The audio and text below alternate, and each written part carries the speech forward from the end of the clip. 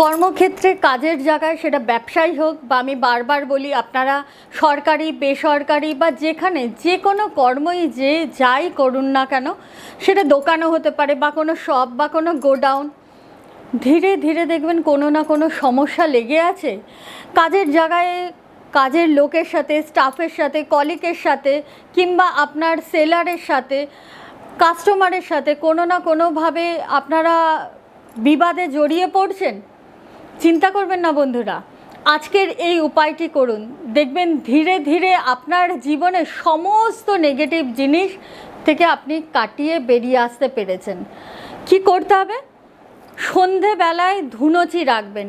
যদি আপনার অফিস দোকান যাই হোক না কেন সবসময় সম্ভব না হয়, তাহলে মাটির একটি ধুনুচি কিনবেন এবং তার মধ্যে 7টি লবঙ্গ, একটু পরিমাণ কালো তিল আর কর্পূর দিয়ে আপনি আগেই রেডি করে রাখবেন।